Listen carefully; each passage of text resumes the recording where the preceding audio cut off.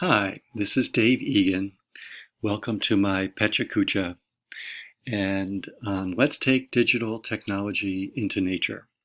There's a corresponding conference proposal that provides more detail on the subject and the list of references used for this presentation.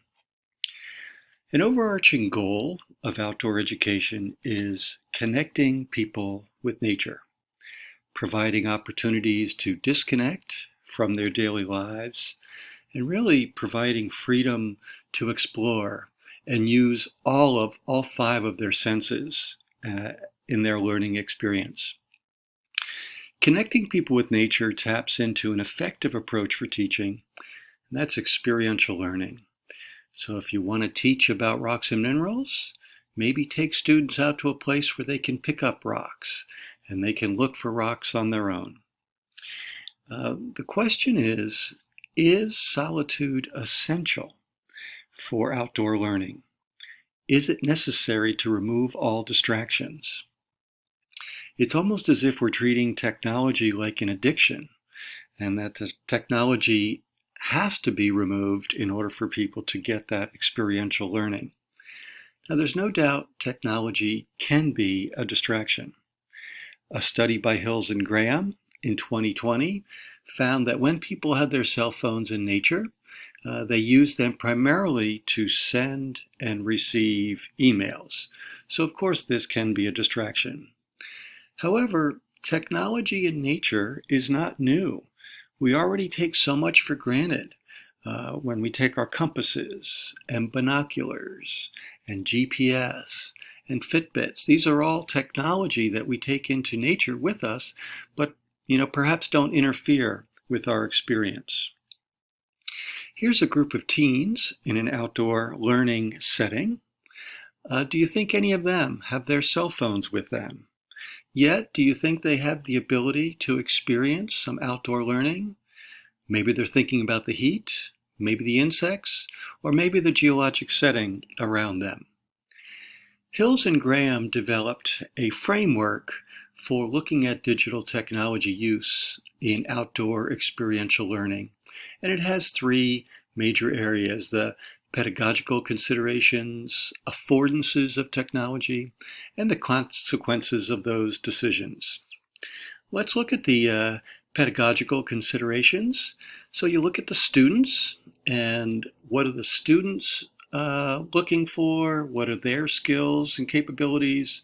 What are the teachers bringing to the table here? And then what are the aims of education? So when you look at the students, students grow up, especially the K through 12 students today, with technology in the classroom. So if it's something they're comfortable with, then why not take that technology out into nature and use it?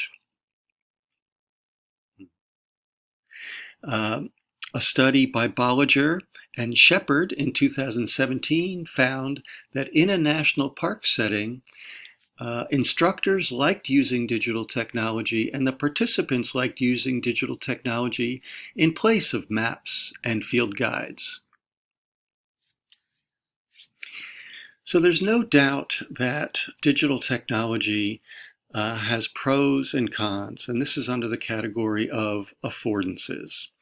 The pros are just access to information at your fingertips, and the cons are the distractions and the social networks and all the other things that you can do with that mobile technology. But let's say you find some birds and you want to learn more about those birds. Chen et al. In 2003 developed a mobile app for learning about birds and found that it improved student learning. In 2013, Chang did a study with QR codes, and just attaching QR codes to aspects of nature and letting students scan that code and get more information. And students found that fun and engaging. AR is also being used in education. It's being used by museums. It's also being used by archaeology sites. So imagine coming to a set of ruins and seeing what those ruins look like now, but also being able to see what they looked like when they were first formed, when they were first built. Locke Petin in 2017 developed an AR program for a nature preserve in upstate New York. And with that AR, you can look at different seasons and even look back in time to what might have been there. Cornell University has developed a mobile app. So if you come across a plant and you don't recognize it, you can take a photo of it and immediately get some plant identification. So it's really facilitating learning. Digital technology can be extremely valuable as a learning tool. So really the question is, what are the goals? Are the goals to escape from everyday life? And is solitude an essential part of that? Or is it really just to get people out in nature, get them to explore, get them to play, get them to engage? So digital technology, is that really the problem? Do we really need to disconnect people from digital technology? Or do we need to disconnect them from their work or their personal concerns or their life challenges? So maybe that needs to be the focus of where we need to get our learners to disconnect.